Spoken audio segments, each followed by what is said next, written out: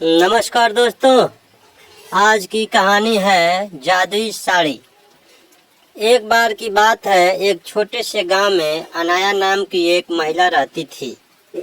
वह एक दयालु और अच्छी इंसान थी जो हमेशा अपने और अपने परिवार के लिए अच्छी चीजें चाहती थी।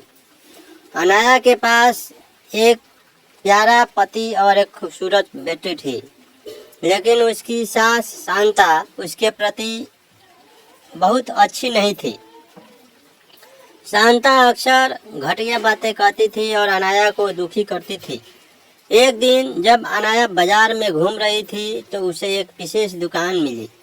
दुकानदार एक बूढ़ा और बुद्धिमान व्यक्ति था। अनाया ने उससे कहा कि वह खुश रहना चाहती है और चाहती है कि उसके साथ अच्छी चीजें हो, भले ही उसकी सास निर्दयी थी। दुकानदार मुस्कुराया और उसे एक अनोखी साड़ी दिखाई। उन्होंने कहा कि यह जादुई साड़ी है और यह उसके जीवन में सौभाग्य और खुशियाँ लाएगा। अनाया ने जादुई साड़ी खरीदने का फैसला किया और तुरंत उसे पहन लिया।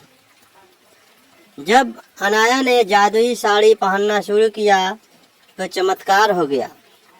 उसकी सास अनाया के साथ बुरा बर्ताव करने की बजाय उसके साथ प्यार और सम्मान से पेश आने लगी। अनाया बहुत खुश थी क्योंकि उसकी सास उसकी सबसे बड़ी समर्थक और सबसे अच्छी दोस्त बन गई थी। गांव के लोग इस बदलाव को देखकर आश्चर्यचकित रह गए। जादुई साड़ी की वजह से अनाया के परिवार में खुशियां आने लगी। गांव बहुत अच्छी जगह बन गया और अनाया का पति सफल हो गया। उनका घर हमेशा प्यार से भरा रहता था और सभी का आपस में मेल जोल रहता था। अनाया की बेटी एक प्यारे और देखभाल करने वाले घर में बड़ी हुई। वह बहुत खुश थी। जादुई साड़ी की कहानी दूर दूर तक फैल गई और लोगों को दया और क्षमा करने का महत्व सिखाया।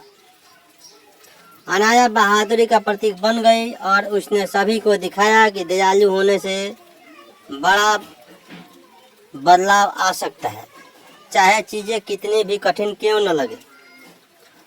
और इस तरह जादुई साड़ी के साथ मिलने वाली अच्छी चीज़ों का आनंद लेते हुए गांव हमेशा खुशहाल रहने लगा।